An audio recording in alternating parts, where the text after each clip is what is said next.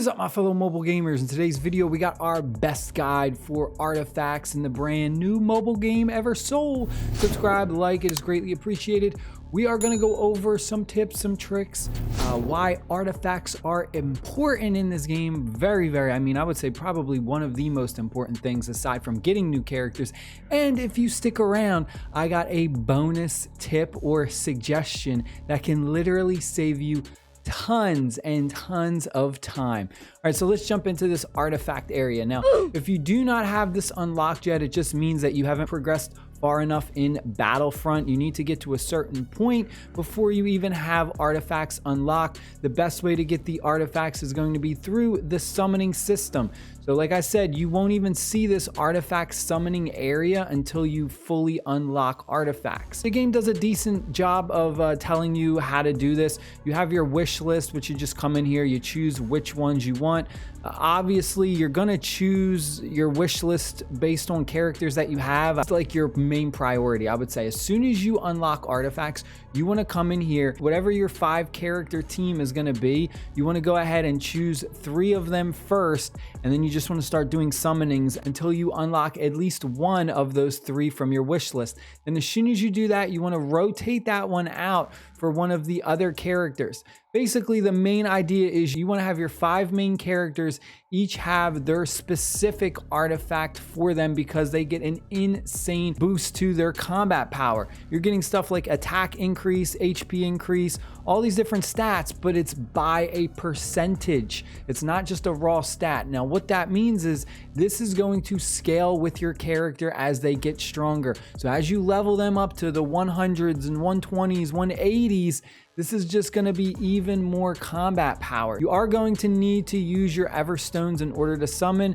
That's where saving your Everstones for stuff like that is very important. Don't go too crazy on the summons for like characters because you want to make sure that you're at least able to do some artifact summons.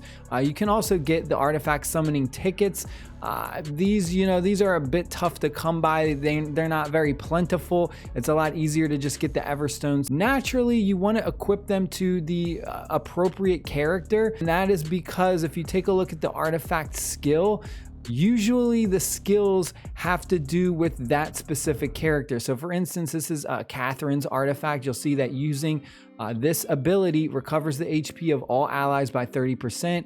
She has that ability. This is one of her skills. If you go ahead and you equip this onto another character that doesn't have that skill, you pretty much are missing out on it. So, I mean, it's a huge loss. Now, what you can do is, at the beginning, if you don't have the character's artifact unlocked, equipping any artifact is better than not having one on there. This one right here, Jacqueline, does not have an artifact. And if we take a look at her portrait, you'll notice she does not have the little tiara above her portrait. Very simple, easy way to distinguish between that. We'll go to our keepsake now. Another important thing is leveling it up or enhancing it. So you're going to need a very specific material, which is these little things, these artifact stones, and you need different ones depending on the level. So for level 1 to 10, you're gonna need just these regular artifact stones that are rare. You can get these a variety of different ways: loot, part-time job, Hall of Memories. This is what I have to talk about.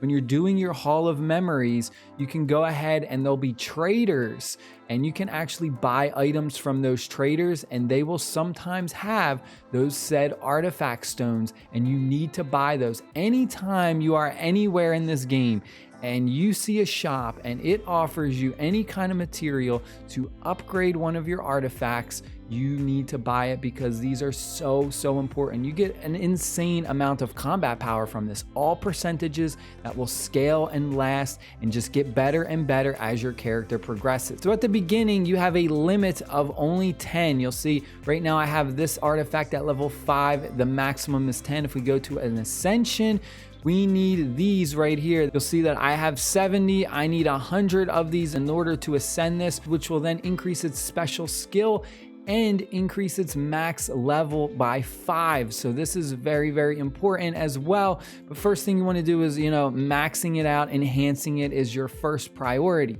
Now, if we go to our shop next, really quick, we go to the artifact shop, you'll see this is what I go ahead and I buy these all the time, the artifact stones. I went ahead, I bought these two. Then you have your advanced artifact stones. Now, I wouldn't worry about buying these until you actually get to that point. All right, now for our bonus fun. All right, so this is going to save you time, and unfortunately they put this behind a paywall. This is one of the best features in this game, right? So I'm gonna suggest this one right here, the 30 days $11.99 subscription pack. So you get a lot of good things, but this is what absolutely saves you an insane amount of time. And at first I didn't think this was worth it. But I actually got this last night, and oh my gosh, this made grinding so easy. I was blowing through levels like crazy.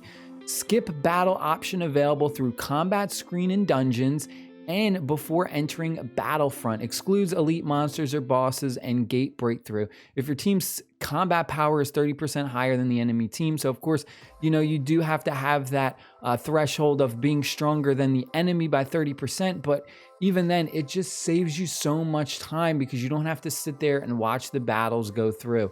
The skip battle feature, I mean, this was a game changer. Once I had this unlocked, I was like, wow. The part that it really comes in handy is when you're doing your dungeon for gate breakthrough, because naturally, you always get stuck to a certain point where you can't progress any further, but then like the next day or something, you kind of forget about this, and you just get such a huge power increase that once you come back to these, you can just blow through them and catch up in the stages very, very fast instead of sitting here. Importantly, the biggest part about time saving is the fact that you don't have to deal with that loading screen. When you click on challenge and you go into the battle, there's like a loading screen, and then and it's really annoying because it's pretty long. And then once you're out of the battle, when you come back to the menus, there's another loading screen. I mean, those loading screens, they add up a lot of your precious time. That's it. I hope you guys and girls enjoyed the video. Stay happy, stay safe. I'll see y'all later. Peace.